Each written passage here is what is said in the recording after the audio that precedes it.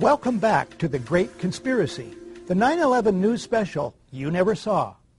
If 9/11 is a big lie, a fake attack, an inside job, is it unique? No, quite the reverse. Most war-triggering incidents are great deceptions. The Mexican-American War, the Spanish-American War, the attack on Pearl Harbor, all involved secretly contrived attacks on Americans planned or encouraged by American presidents. The Vietnam War and Desert Storm in 1991 also were triggered by deceptions involving U.S. presidents.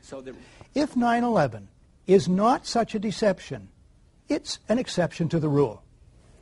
Most people want peace most of the time. That's a problem for rulers bent on war. History teaches that rulers arranging for their country to be attacked or appear to be attacked is the fastest method for these rulers to get their way when they want war. Consider only 3 cases, starting with this book, Body of Secrets. Author James Bamford is a former Washington investigative producer for ABC's World News Tonight with Peter Jennings. I learned of this book on ABC's website. Bamford's information comes from interviews with, for instance, the former dean of the U.S. intelligence community, and from government documents. It takes 80 pages to list Bamford's more than 600 information sources. Here's the story.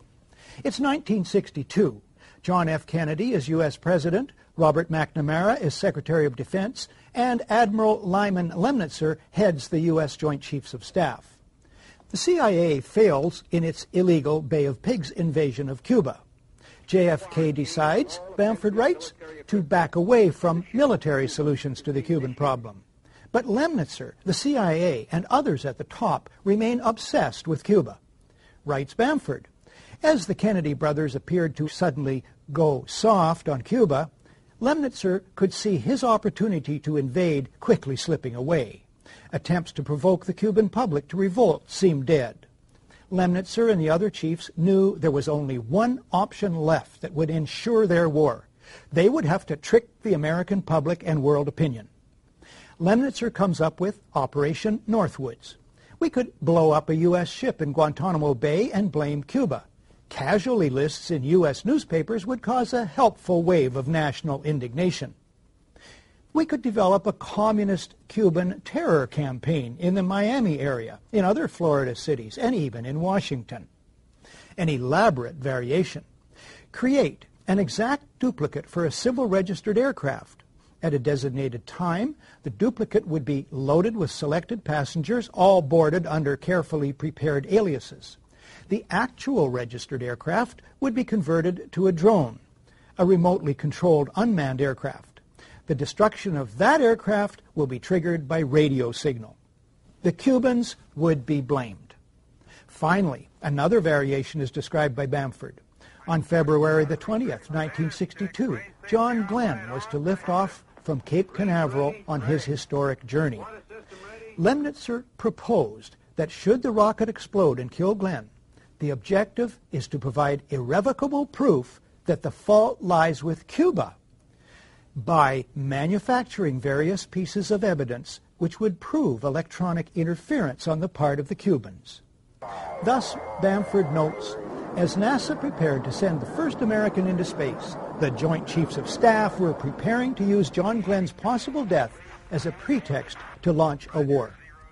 The Operation Northwoods plan shows the Pentagon was capable, according to Bamford, of launching a secret and bloody war of terrorism against their own country in order to trick the American public into supporting a war on Cuba. In light of this, does Pentagon complicity in the events of September 11th sound entirely far-fetched?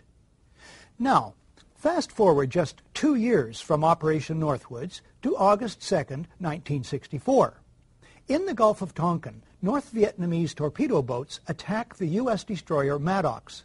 The Associated Press story, for some reason, is Dateline Pearl Harbor. The lead: 3 PT boats, identified by Secretary of State Dean Rusk as North Vietnamese, attacked. Later, a second U.S. destroyer is attacked, according to news reports. Although no U.S. sailor suffers a scratch, the American public is outraged. President Lyndon Johnson goes on television to ask the country to support war action. 2 days later, the Tonkin Gulf Resolution is approved by the U.S. House of Representatives unanimously, then by the Senate 88-2. The resolution becomes the entire justification for the United States war against Vietnam. Before that's over, 58,000 American soldiers and 3 million Vietnamese die. One small problem. There never were any North Vietnamese PT boats. The events never happened. As Secretary of State Rusk, the President, and Defense Secretary Robert McNamara well know. They know because they planned the entire deception. One source for this is former Admiral James Stockdale in his book, In Love and War. On the night in question, Stockdale is at the controls of a fighter jet flying cover for the 2 destroyers. He sees nothing. Another source is Ben Bradlee, much respected former managing editor of the Washington Post. Bradlee, in a public lecture in England in April 1987, states, "The facts behind this critically important resolution were quite simply lies." Fast forward again to August 2nd, 1990. Iraq attacks Kuwait, claiming the Kuwaitis are slant drilling into Iraq's oil fields. U.S. President George Herbert Walker Bush pushes for a land war against Iraq, but polls show the U.S. public is split 50-50 on that idea. Then comes this eyewitness testimony before a congressional committee from a 15-year-old Kuwaiti girl. The claim is she cannot be identified for fear of reprisals. While I was there, I saw the Iraqi soldiers come into the hospital with guns. They took the babies out of the incubators, and left the children to die on the cold floor. The U.S. public is outraged. The result? Support for land war zooms. It's a turning point. Desert Storm is launched. 135,000 Iraqis are killed.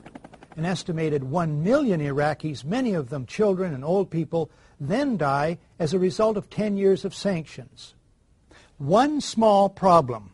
There never were any incubator baby deaths, not one. The Canadian Broadcasting Corporation's investigative flagship program, The Fifth Estate, reveals the girl to be the Kuwaiti ambassador's daughter, given her lines and coached in acting by the giant American PR firm Hill & Knowlton. It's one phase in a $10 million joint U.S.-Kuwaiti campaign of deception. This man is lying. I myself buried 14 newborn babies that had been taken from their incubators. This man is lying. And they had kids in incubators, and they were thrown out of the incubators so that Kuwait could be systematically dismantled. There were a lot of people who participated in a conspiracy. Yes, an out-and-out conspiracy of fake organizations, false documents, fraud, and disinformation. So, if a new man named Bush is in the White House and helps engineer a brazen deception in order to achieve global geopolitical goals as well as domestic and personal ones, it wouldn't be a first, would it? After a short break, a detailed look at the events of September 11th, 2001. Today, democracy can ebb away in communities whose citizens allow power to become concentrated in the hands of bosses. What I say goes, see? I'm the law around here. The test of despotic power is that it can disregard the will of the people.